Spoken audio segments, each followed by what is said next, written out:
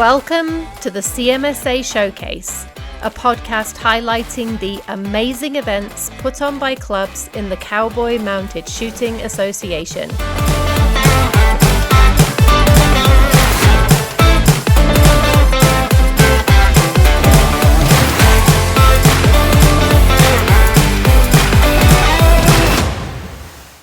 Yay! There you go.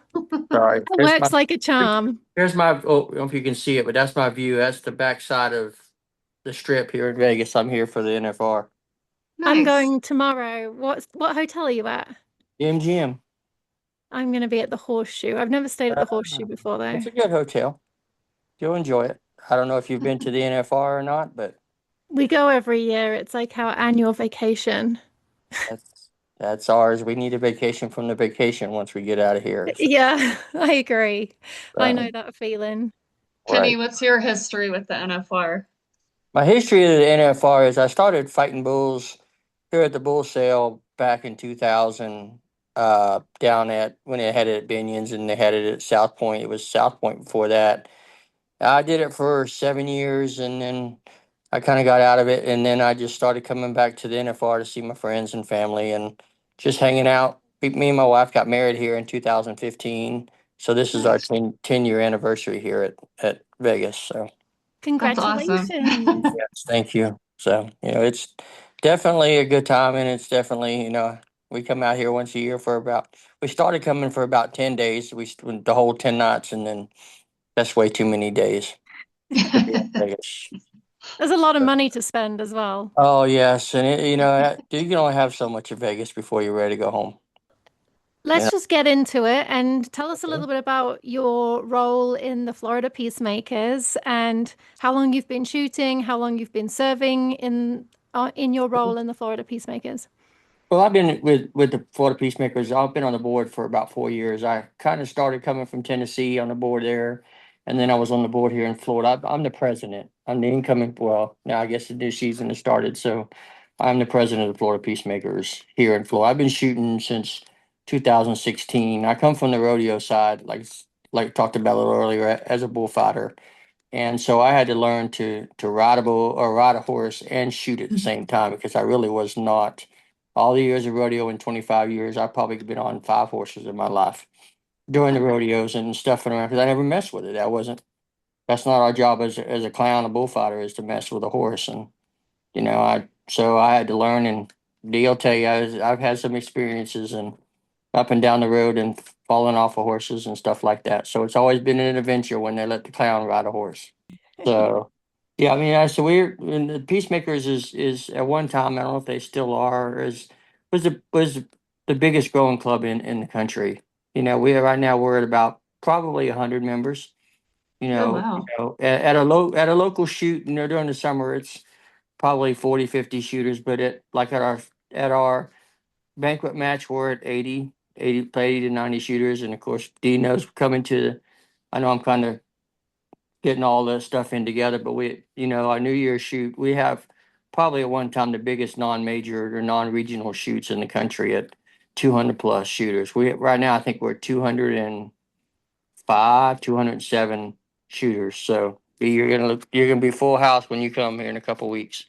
I'm so excited to join you. This has been a Right. bucket list for Right. me for a long time. And now that you're a little farther north this year, it's Yes. going to be fantastic. Well, you'll probably be coming here in shorts and I say here, I'm of course, you're used to the cold weather. Us Floridians are not used to the cold weather. So we've had some pretty good for us cold weather the last few years. 30s, 40s.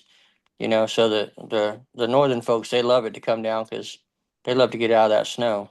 And of course you Coloradans are welcome to come in and have a good time and hopefully. What do you got? 3 day drive, 4 day drive? 24 hours on the road. We'll see how many hours we can do it in. We'll cut straight through. That's a haul. So we are in a Yeah. new facility compared to where we were last year because it just didn't work out. And hopefully we stay. I mean, the facility is really nice. We've looked at it. We got a lot of our members are volunteering and stepping up to make this thing the biggest and the greatest shoot that we've had so far. The New Year's shoot this is its 7th year. So we've started, with about 100 shooters, and now we're all the way up to 200 plus shooters. So it's growing. It's 10 times the points, 5,000 added each day. And at one time we had 30 and plus in the cavalry. I think we're close to 20 now. So it's a good shoot. It's considered a local shoot for us. So it's a good shoot to have everybody come. We'll probably be just as many, non-member shooters as we will have members. We'll probably have 100 people that are probably not part of our club that will be there shooting. Why do you think it is so popular? You said that it's been growing and growing. Why do you think this shoot is so popular for people? Because it's normally it's better weather. In Florida, I mean, it's the fact of, normally we shoot that time of year, it's 60-degree weather, and deal test it, it's minus whatever it is, and in Colorado and the Ohioans and the North Carolinians and the Virginians, and they come down here for the weather, and a lot of the crews will come in early, a couple days early, and they'll get to see that when we're outside St. Augustine, they'd all go to the beach. It means 60 degrees, and they're going to the beach. And so I think the weather has a big play. The weather where they're living at, more rather than the weather where we're shooting at. I mean, it's nice covered arenas, so the weather should be 60 degrees. And for everybody except the Floridians, it's good weather. For us, it's not. Us, it's cold. But we'd much rather have that weather than the alternative to that of shooting when it's really cold. I So, think you're selling yourself short, actually, because knowing shooters, they don't travel 24 hours right. just for the weather. And if it's not a good shoot, they won't travel there. So what Mhm. is so great about your shoot that people want to travel 24 hours? And because now I want to travel there. Right. Well, yeah, it's because we're there. We have a good time. We have a great time, and we want to put on a rate show. And there's always there's stuff to do, around the arena afterwards. We have a good time, and we throw some shooting in, and then we'll have some parties afterwards. And it's just we want to see everybody do great, and everybody root each other on. So it's a good fun shoot. And that's the biggest thing. It's fun. It's we all want to have a good time, and we all want to do well. I mean, but if we don't, then guess what? We have a good time afterwards. Just talking about your club in general, your 100 members. Obviously, Florida can be a popular winter spot. Do you have a lot of Sunbird members, or are most of your members residents that are there year Well, like round? during the winter time, we'll probably have 10 to 12 shooters that of our 40 to 50 members. So we probably have the same. It's the Tomahawk Range. It's a lot of the same members come down every single year. Probably 10 to 20% at least. Probably 20 to 25% of our shoots will be the snowbirds coming down for the winter. The Halinicks, the Hawkwinds, the Jet Peters. And that's just to name a few that come down from up north, and they come down, and I said they're all into helping us out. And we like to have the northern shooter, just like to have our own shooters in our state. We're the Peacemakers is a senior heavy, as I call it. We're probably of the shooters we have, say if we have 50, probably 35 of them will be seniors. So how soon do you start planning for your big New Year's shoot? Well, pretty much a couple weeks after. We're starting. We start trying to narrow down the dates. We do the dates. Try to do a year or two in advance, and then we really start getting involved of if we're at a different facility, like we're here right after regionals. Our regionals are in March, so we'll say the middle of March to middle of April is when we start trying to narrow everything down. As far as the balloon setters are our biggest thing, so we have to give them as much notice as possible, and so we have some good Boy Scout groups or Cub Scouts, whatever I guess their title is, and that are phenomenal. I mean, they're the best Cub Scout group in the country. I would say I'd put them up against any group out there. I mean, they show up. We average 45 to 47 riders an hour Wow, for that's outstanding. Do you have any secrets for getting balloon setters? That's Yeah, something all the we clubs struggle with. I yeah was going we to say the just same thing. we got lucky. Like at our local shoots, we use a local ROTC group from the local high school, and they when they show up, they bring 30 of them with them. I mean, because they get their with the RTC groups and the civic, whatever the civic organization groups, they get time. They have to do so much time, volunteer their time. So we pay them, plus they also get their time. Now, granted, they're not cheap. It's $800 to $850 for the weekend, but they bust them out. I mean, when they can, there's a different crew that comes in on Saturday that comes in on Sunday, and they're busting out. I mean, the local shoots were well over 45, almost 40, like I said, 45 to 47 an hour shooting. That's to include a drag. We got a drag guy that likes to go fast now all of a sudden. And but yeah, we push the military groups. They push them a lot faster than just a bunch of kids running around, because they go in shifts. They come in 10 of them at a time, and they rotate in and out. And that's how we've got lucky enough. And that every ROTC group we have a young Marines group that come in, and they come knock it out. And that's the way you could go. If you could get a group that's a military style group, that's the way to go. That's outstanding. That's how they're willing to drive 2.5 hours to come to our shoots. And that's, I said, you put on enough shoots. Do you know that the biggest one is the balloon setters? If you don't have the machines, and so we are looking at eventually maybe going and teaming up with Justin to try to do, some Southern Legend stuff, along with, try to maybe releasing some machines out, but when we're away from the house, as I call it, but locally we don't have to worry about balloon setters at all. That's wonderful. Yeah. I mean, that's I would say, for you on your end, contact our ROTC groups at your local high school, and see if they can get their hours, plus they get paid as far as their donation side of things. That's Good good to know. advice. All right. You mentioned that you start organizing your volunteers. What kind of roles and jobs do you have them do? Well, we have like we're trying to create like committees. Like we have a range master guy, Mike Nickerson, or Justin, or the guys on the board. We can create committees for certain different things to produce the range, to get the range master squared away. Because me as a president, I come from the superintendent side of things, your work, so I have to delegate. I can't do it all myself. So I delegate and try to get committees. Okay, you handle this. Once you get everything you need, come to me, let me know you got it. And then that's the way I've learned how to organize this thing, so we're not scrambling the day of or the week of, or you try to even the month of. I mean, we're pretty good organized right now, as we got all our ducks in a row, as far as with the New Year's shoot coming up in, what's it, 3 weeks. So everyone knows a job. We have a job title, and each one of the board members kind of do certain different things as far as their role on the committees. We have range master committees, we have setup crew committees, we have registration committees, and that's the biggest challenge that we always face with these big shoots, is the registration side of things.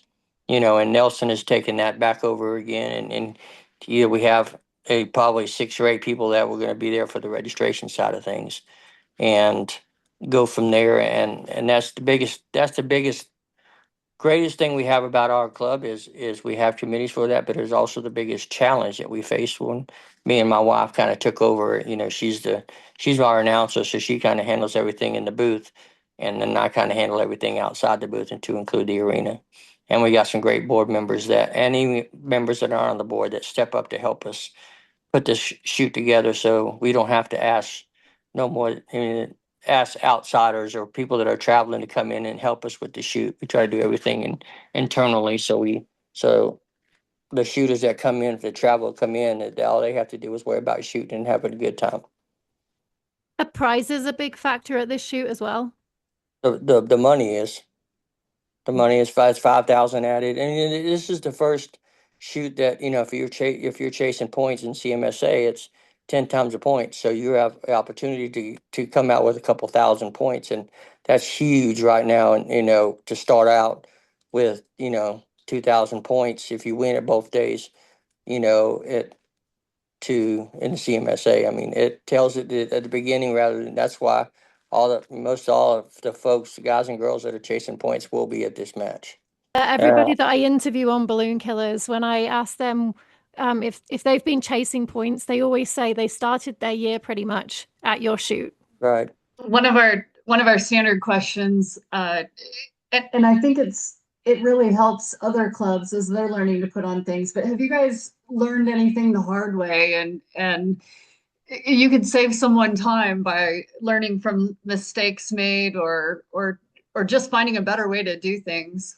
Well, with me learning things is I have to trust and verify as the president trying to organize this, trust that it gets done, but I have to verify that it does get done. Sometimes I ask someone to do something and I don't go behind them and check it until the 3 or 4 days before a match, and no, I forgot all about it. So now we're scrambling. As a leader, like I said, we have to trust and verify that it gets done. And we were kind of thrown in onto this as the presidency, and my wife as the first lady, as you want to call her, and we just had to learn how to put on a good shoot and keep our members involved. And we get to the point that if they don't want to volunteer, we've voluntold them. And most of them we don't have to do that, and very rarely do we have to. If I walk up and ask someone, hey, I need to have this done, they get it done, and then I come behind them. And that's the biggest thing I could say is trust that something gets done, but also verify. And when you have committees, you can have a committee kind of lead or someone that puts that on, and he or she can handle that situation. What advice would you give to other clubs that are trying to organize successful events like this one? Don't be afraid to ask for help. As someone as me, I try to do things, and me and my wife have tried to done everything, ourselves. And don't be afraid to go to people and ask them, hey, can you help me with these things? And try to do advanced planning. The biggest thing is to plan in advance. Doesn't matter if you got 20 shooters or 200. If you can get a system and you plan the matches every month. We shoot 12 times a year. So, a lot of clubs don't because of the weather. So, we have all intents and purposes, a well-oiled system because we shoot so much. Nothing really changes whether you got 200 shooters or 20. And so that's what I would say. Ask for help and just do advanced planning. Is there still time to sign up for your shoot? Yes. Well, right now we are capped on the stalls and the RVs. So you could sign up, but you're not going to get an RV spot. That's one thing that we've learned, that this is a lot small. The facility is bigger than all that previous facility, but the RVs are not. So me personally, I should have probably put that out a little bit more as far as capping RVs. So now we have a waiting list, and we're trying to do some other things about. We should have. That's one thing that I've learned from putting this shoot on with not enough RV spots is maybe we should have planned far enough in advance to get some alternative, like portable stuff. So, but yeah, there you can sign up, and we have outside stalls available, but there is no RVs and no stalls undercover right now. I noticed you all have a deposit requirement for your shoots, and a lot of clubs have gone to that. Do you feel like that helps keep your entries more accurate? It does, and it keeps it accurate because a lot of times is people, I mean, I'll be frank, people sign up just to sign up to get their name on the list, and then a week or two before they're like, well, we're not going to be able to make it. Sometimes they have, whatever reasons. I mean, it's not my place to judge reason why you're not coming, but the time is now all of a sudden I can't call somebody that lives 24 hours away and say, hey, I got an RV spot for you. It's just not fair to people that have signed up on time. We've and the deposit has helped that, and with the virus coming out, and it's not affecting us in our shoot. But if someone chooses not to come for that shoot, then absolutely that's a refundable deposit. But it does help with the deposit, does help with to keep people that are going to come, and then it allows us to get the RV spots guaranteed. With your deposit comes a guaranteed RV spot. I noticed in some of your shoots in past years, you've had a special provision that if you have a 3-year-old horse that you will allow time onlys for Yes. 3-year-olds because they're not eligible to enter yet and that Correct. sort of thing. And at your upcoming shoot, you've joined up with the Genesis program. I know we're waiting for the official announcement and the official handbook to come out Correct. on that, but can you give us a brief overview of that? Yeah, the Genesis is it's something that I guess Dave and Miss Pam have got. It's 4 and 5 year olds, and you have to you compete in them. Now, once they become, they're having a maturity class on top of that. So 4 and 5 year olds, and anything past 5 to 6 until all intents and purposes the horse pass away, you can still shoot in the Genesis class. So if you have, and it could shoot anywhere at any futurity in CMSA or their futurity, from my understanding. Great. It's $1,000 to put it on, and they'll pay out. And I don't know if completely all the details. I don't know all the details myself per se. I know Justin Naff is handling that. The payout's pretty good, and then I don't know if they're paying limited and open or not. I don't. I'm not going to speak out of turn on that, but ultimately, eventually, 5 years from now, you're going to have 10, 12-year-old or up to 10-year-old probably horses shooting in their Genesis class because they've shot somewhere along the line. And and the time restraint when you have 200 shooters, and you started adding 3-year-old, non shooting horses, then you had Genesis. We no one wants to be shooting at 10 o'clock at night. Ultimately, so we're trying to get the thing to where it can be done about 6, 7 o'clock. So we got uh eliminators to run. So we want to be trying to shoot around 6 or 7 and then be done by 8 or 9 so we can, have a good time afterwards. And it's not too cold and everything else. But, yeah, I haven't seen the handbook out on the Genesis yet. Hopefully they're coming out with it sooner than later. We'll watch for that Yeah. certainly going forward. But the long and the short of it is it's January 1st. So if you have Yes. a young horse, this would be the first Yes. opportunity to get Absolutely. that horse out in the competition arena. Yeah. That's exciting news. We'll watch for details. Are you bringing a futurity horse? Thinking about it. Oh, you got plenty of room on the trailer for it, I'm sure. Well, we sure are looking forward to your Yeah. shoot. I know you have a lot of really dedicated people on your board. I've had the privilege of working with Nelson over the Right. last couple of years, and he was one of the first ones to be a guinea pig when the Right. new software came out, and he Oh worked yeah. very closely with Greg on that. He's been a great resource of information and feedback, and the system's working pretty well right now. I know you've used it at your Yeah. last couple of shoots, but we owe Nelson a big thank you for all of his Yes. hard work on that. Speaking of which, the system, are we ever gonna, I'm asking you a technical at the shoot pony, are we ever gonna get it integrated into our system so we can have the shoot ponies at our matches? We are working on that Okay. currently. Our programmer has put out some initial work and getting our Okay. reports cleaned up, but I think it'll be outstanding um, I mean, coming in this next year. that's a great opportunity that, a lot of our shooters like that, myself included, because I have 2 or 3 other horses and, I love to shoot that shoot pony and yeah, it's a crowd pleaser. The people love to do it. The Alabama shooters and there's some shooters, Dave and Dave Lloyd from North Carolina. That's the first question they ask is, "Are we going to have a shoot pony deal?" So Very good. hopefully we get it sooner than later. Well, thank you for the feedback on that. Yes, I'm ma'am. hoping we get it going here very soon. Right. I'd love to have it at our matches. Well, thanks so much for your time today. Thank you, ma'am. It's been super helpful to hear all about your event, and I'm sure there's lots of people Absolutely. now who are going to want to sign up for your event.